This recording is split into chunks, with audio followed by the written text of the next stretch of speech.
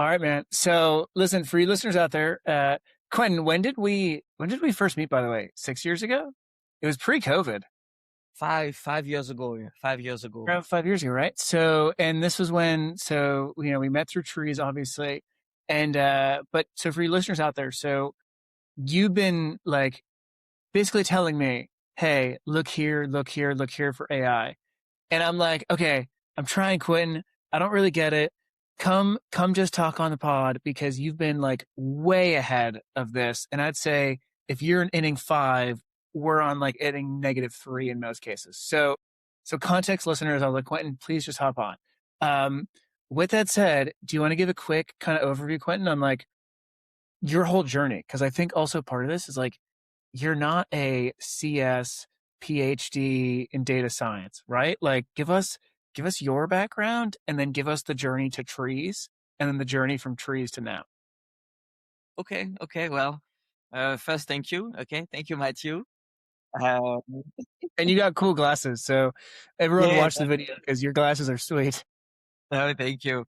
I'm French. I'm an engineer, energy science engineer in France, and I did all my career actually in the manpower industry, supplying engineers, talents on energy projects like multi-billion nuclear plants or power plant projects, uh, oil and gas projects. And I built trees on an idea that I built in trees in 2021, which was, the moment talent marketplace pop up everywhere. Like you have Upwork, Fiverr, and I wanted to have mine, but using AI already to match a job description with a CV. So that was my idea at that time already. So we were already using AI at that time, and now it's been 5 years. I've been um, working at improving trees.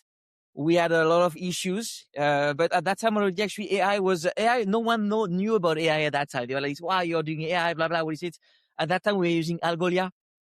I don't know if you remember Algolia. It's still there, but it was super expensive. We had to use a API call for the matching. It was super expensive. Like we were paying at some point 1,000 euro per month, with like a database of 10,000 people. Every time we were posting some jobs, it was super, super expensive. And then ChatGPT started. I gave it to all of my staff from day one.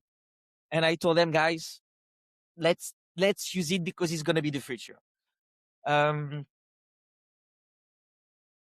many things happen. And basically what happened is just that I review all the processes of the company, change all the SOPs of the company by implementing AI on every processes. But when I talk about AI is, um, can be ChatGPT, sometimes can be AI agents, but I guess it will be we can talk about it later. What is an AI agent? And yeah, the journey is that we started as a talent marketplace. We have to move to manpower company because of our clients who just wanted that. And now actually I'm moving again. We are releasing a new AI agent that will do pre-qualification on WhatsApp, that will do the matching and the sourcing and the matching directly on our own database that we have to rebuild. I will explain that. And I'm launching a new company, TreesOS, which basically going to be specialized in AI transformation specifically for company in the recruitment sphere, the recruitment industry, of how to change processes, how to rebuild basically companies using AI and stop doing is what I told to my staff. Stop doing like mundane job. Stop doing like job that is not made for us, for human. Yeah. So let's get very detailed about trees. So when we met, and listeners, you're literally in Kuala Lumpur right now, so you're not in Paris or the U.S., right? So you're in what I would argue is like a highly innovative because you have to environment. But so trees, you guys were literally just in the oil and gas sector, right? And were you only placing engineers in oil and gas, or yeah? Tell me more. No. It's energy. It's energy overall. Energy. Okay.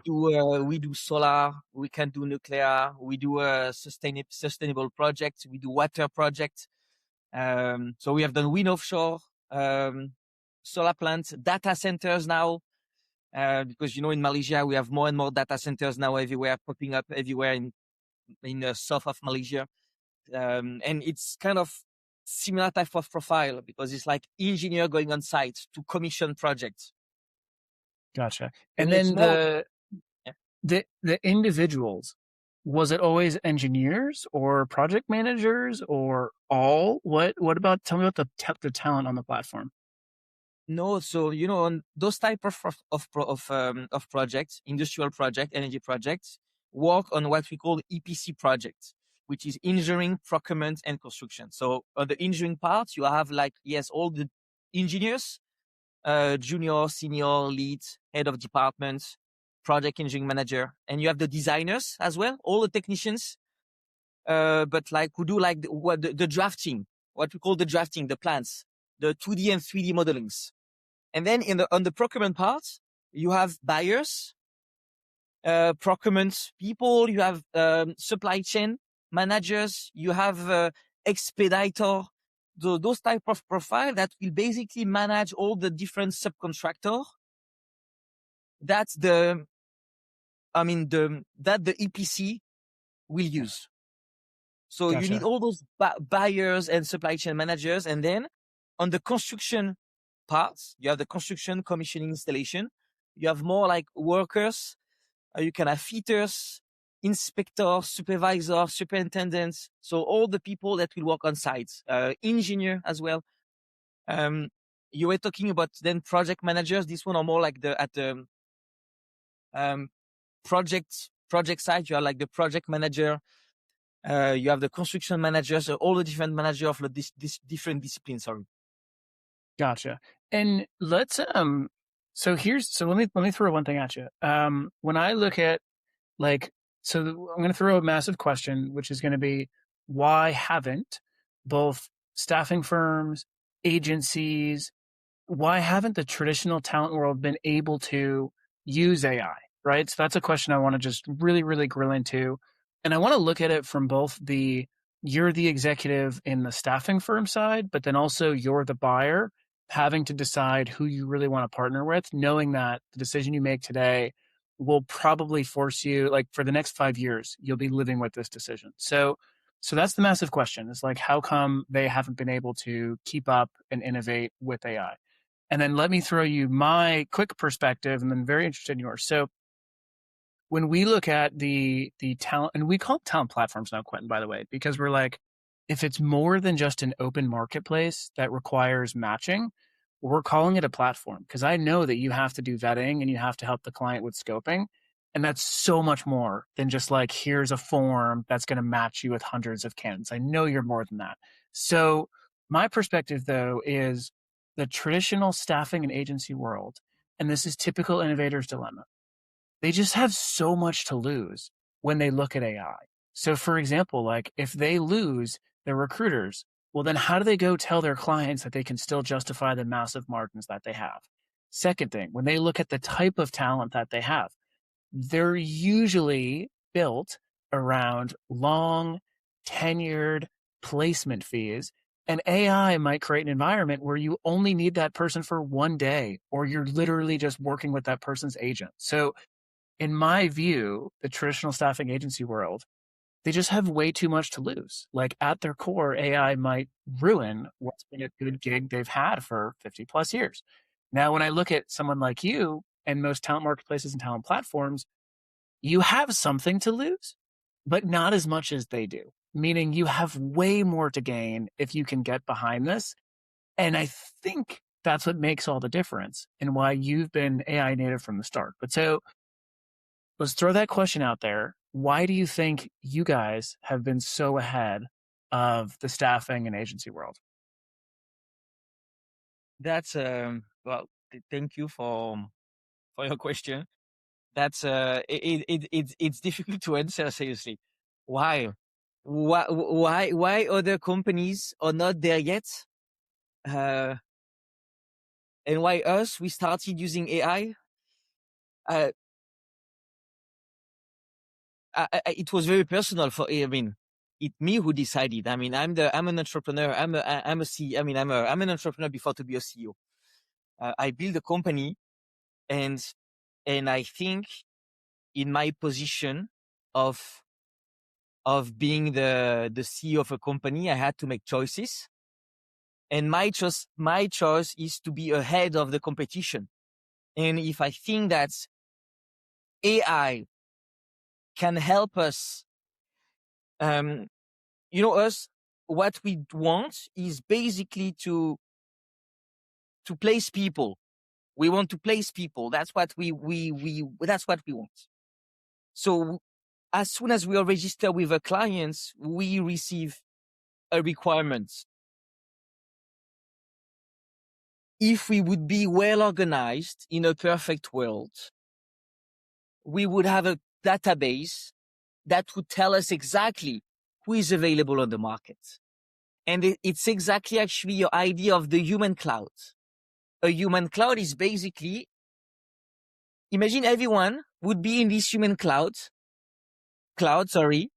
and companies could just type, I'm looking for this type of people using API or whatever. Any people that would be, any individual that is in this human cloud and that match with the request from the clients, the AI is saying, hey, Matt, there is this job here. Actually, it's close to you.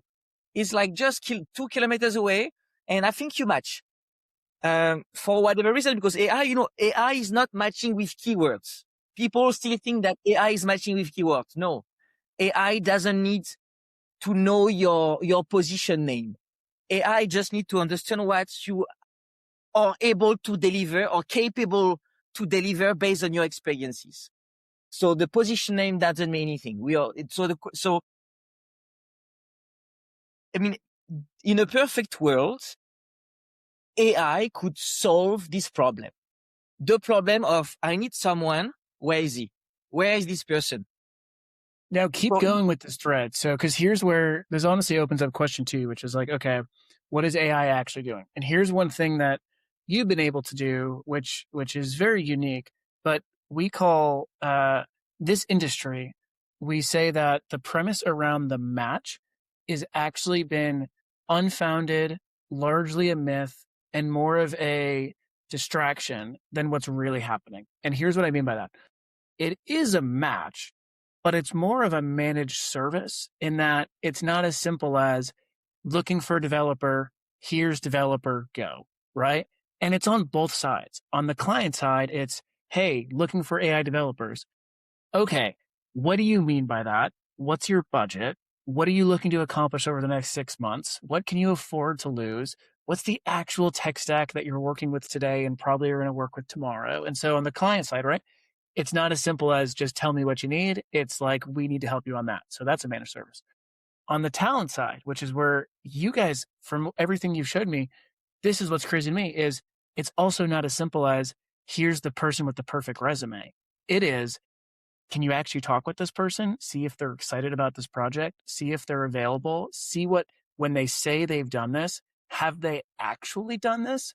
And this is where, you guys have such a massive, massive opportunity, because in the staffing, in the traditional staffing company model, I think their biggest weakness is they don't keep the talent, meaning they're just going to LinkedIn and various places and saying, hey, person, are you available? And they're playing a numbers game. You're not. You're actually vetting these people, and you're the experts in the energy industry. And so, and I don't want to assume, Quentin, but I think you are placing multiple people, right? So you're also not just saying, hey, company A, here's person A, match, then we're going to fuck off. You're saying person A, we really know this person. We're messaging them on WhatsApp. We know they worked well 7 different times with these types of companies. So all that to get into this dovetail of like, okay, what is AI really doing? And what you were talking about, I think it's very important to show how, well, it's enabling this match plus, which is it's starting to take over the managed service layer of this industry. Well, you're saying a lot of things. Uh, um,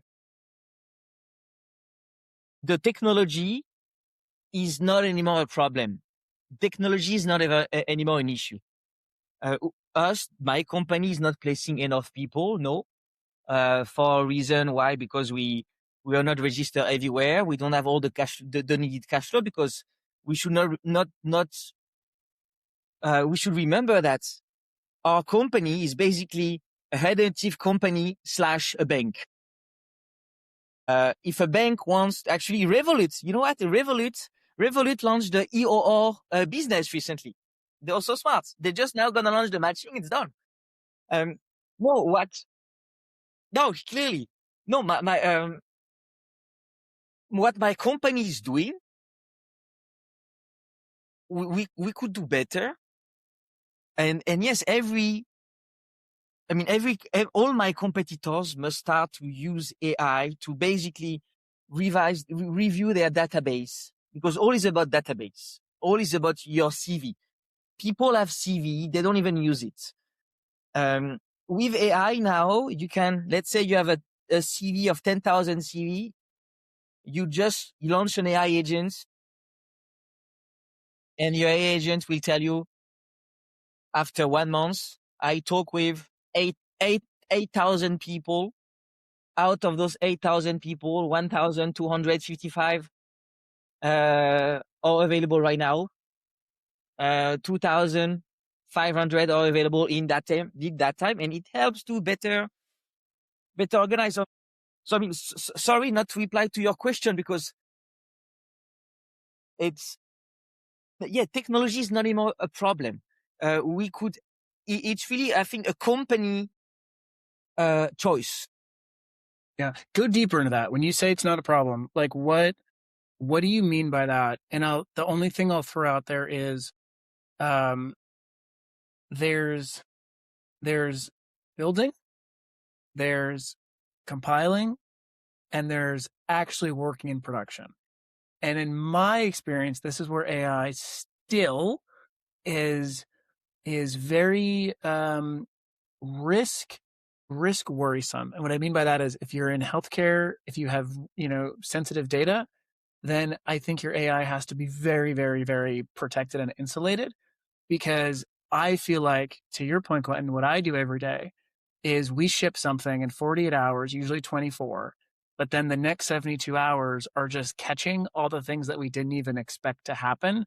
And the only way we know that they happen is we have a very tight customer relationship. But if we were dealing with like healthcare or something that really was very consequential, we'd be so fucked, Quentin. Meaning, like, we'd be using AI in a way that would be so irresponsible. No. So you were talking about the matching in your previous question. Matching a job description in a CV is not even a problem anymore. I mean, me now, you know what you know what I suggest now? I suggest to have a CV of 100 pages, because CVs are not being read by human anymore. A company with still hiring human to read a CV, they are just paying their competitive delay. They have to use AI to first read the CV. So I now tell the people I coach, I told them, write a 2-page CV for the human and the rest for the AI. Write everything. We don't care. It can be 100 page. At the end of the day, it will still take less than 1 second for the AI to match you a job description. You have now like tools like SAP they were very right. They bought smart recruiters. Do you know smart recruiters? Tell me more about this, because and mind you, I think AI recruiters are going to be the death of society. But I'll get deeper into that. But tell me more. No. I disagree. Now let's say a company is looking for whatever profile. Let's say they receive 100 CVs. The beauty of AI is that those 100 CVs can be interviewed by an AI agent. It will not cost much. You can use some LLM models. Each of those people can have a 15-minute interviews. It will cost 10 cents per people using a model like very cheap model, DeepSeek LLM model. I mean, you can do anything now. You can do anything you want. I think AI human gonna have actually to learn more about human skill, soft skill. It's not anymore what it's. If you just match a CV and job description, no, we don't care. Is your human, your personality can match with the project, with the project director, with the colleagues. I still see there is still too many actually job description now on the market where 50% of the job can be done by an AI. The thing is, we are going to a shift which is so crazy. All my staff have a different job than 1 year ago. They are not doing the same job as before. And I told them, the only thing you have to do as a recruiter is not to source CV, is not to send email, is not to read at CV, is to build relationship. Yes. I think recruiters gonna become more like community managers who I know, you know, which has massive implications though, because my take on this is from a recruiter's perspective, I think they have the hardest job in the world. And I actually think that recruiters are like real estate agents. What I mean by that is, have you had to buy a house, Quentin, in like the last 5 years?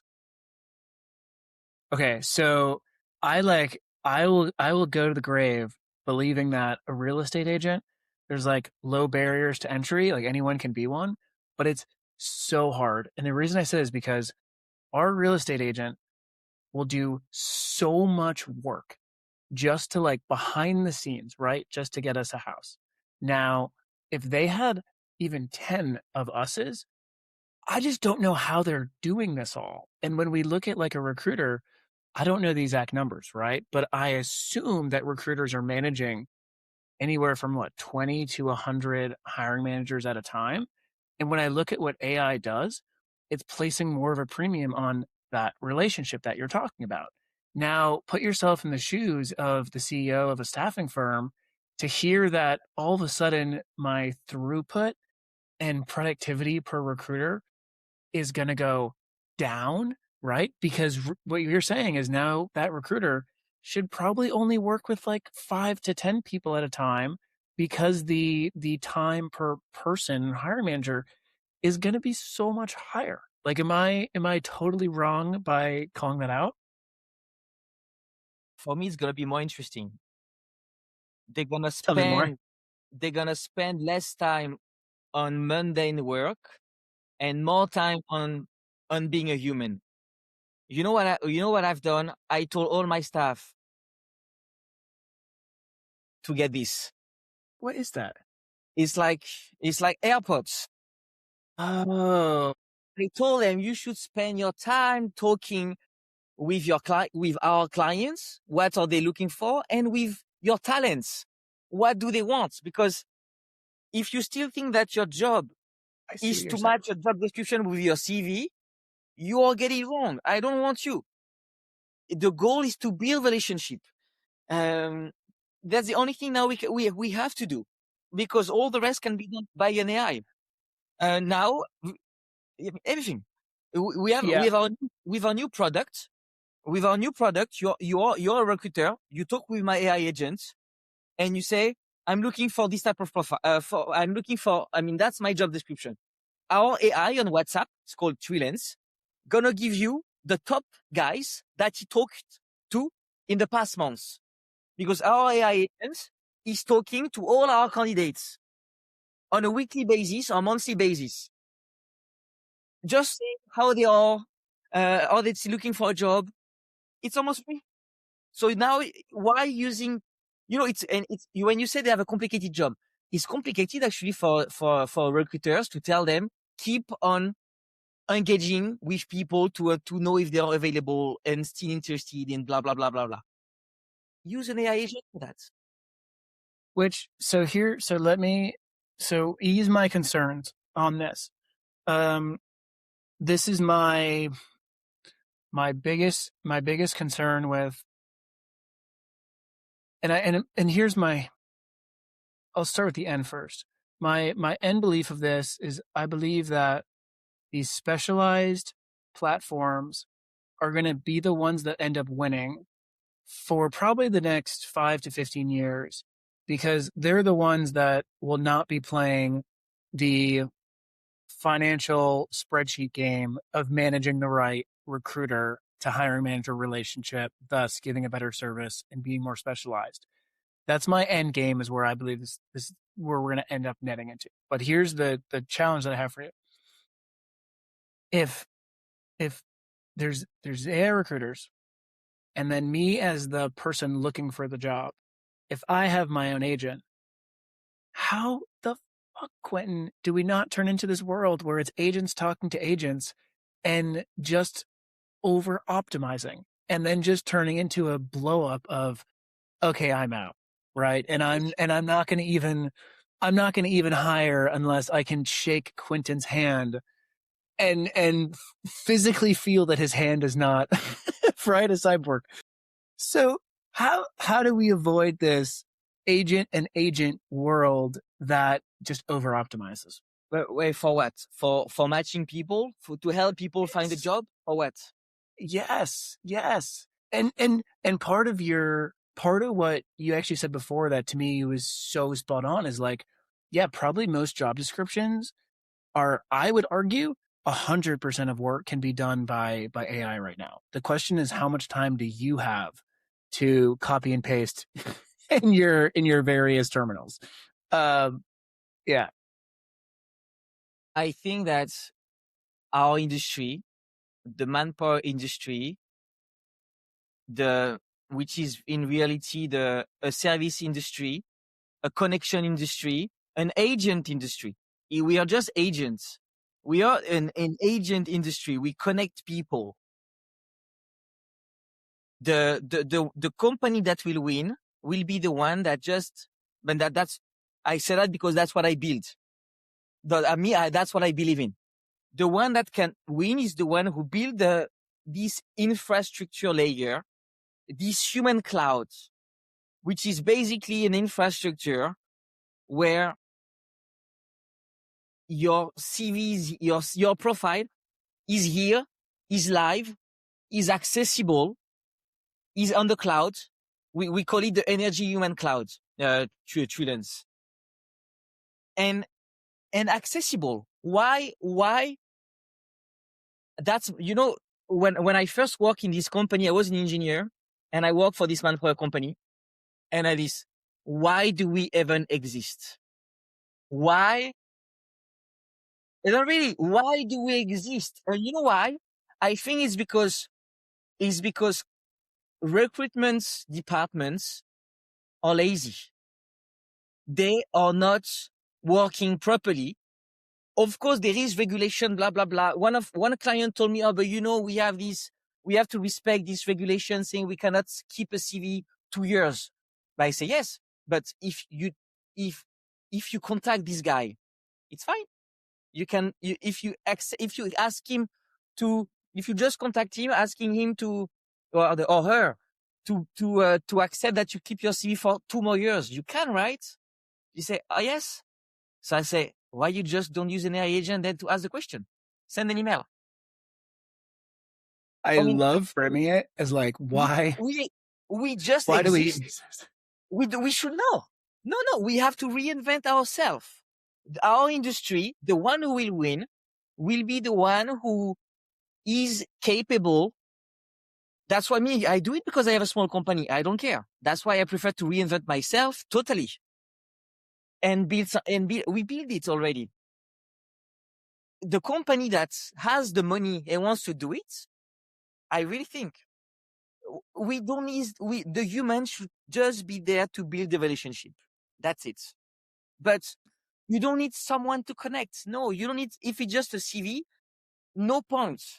Just go for the relationship. Go if you can really work together, human as a human, and let the AI do whatever they want. And it's better actually for us. It's better. It could, the issue, yes, sir, is orchestration, coordination. human. We are in an industry of coordination and orchestration of people, but it's not even well properly organized. The best way to organize it properly, and I'm sorry to say it, is to be completely reinvented. We have to destroy our industry. But to reinvent it, a company, it's same with AI. A company has to revise their processes by breaking their process and rebuilding on the top of AI. Same with our industry. Why? Because we are a service industry. We are not a manual. We're not a human industry. We don't build things with our hands. We are a service industry. So every service industry will have to reinvent themselves, and the company that will win will be the one that will take the market on those industries, that will destroy it. And that's where we're going to have the big top companies will be the one that build this infrastructure, get the talents, use the AI, use the database properly, take care of the talents, build the relationship. You still in human, but they will do a totally job. It will not be a proper recruiters reading CVs. No, it will be someone that love to build a relationship, someone who like to talk, to get interested, and will be able to sell a candidate or to problem with candidates when they get interview. Us, we prepare them for interviews, not to be shy, to present properly, to talk, to ask question. What do you ask? Soft skill. Yeah. Yeah. Listen, it makes it makes our life very easy if we just say, hey, you have to go on the human cloud, right? You have to adapt to having the, what's funny is we actually get pitched a lot by others. They'll say things like, oh, you guys are just building out the human layer to the agentic workforce. And I do firmly believe that. I firmly believe it's not as hard from like the tech is easy, I think. I think the tech really all comes down to we're just digitizing us, right? And like at the most painful manual way, we're just building mini websites for everyone. If we were to make it as like boring manual but still digital, but as you know, like now this has turned into, yes, I have 100-page CV that needs to be LLM scrapable, and AEO optimized. But at the end of the day, it's like we need to put our merit onto a digital platform in some capacity. And the world really runs by a database, right? And our industry has always just been facilitating that database of people. And we've just been lucky that the tech hasn't been here in a way that it's easy. And so there's lots of room and lots of margin, right? For like a staffing firm and agencies and you name it. So listen, last question for you, Quentin. Tell our listeners what you want them to do right now, throw them a challenge, and then obviously we're going to put your links up so they go connect with you immediately, but tell them what you want them to do literally right now and throw a massive challenge in front of them. And by the way, like I haven't prepped you with any questions, which is the way it's supposed to be. So thanks for not having time to prep on this. I have to launch a challenge. Yes, you have to tell them what to do right now.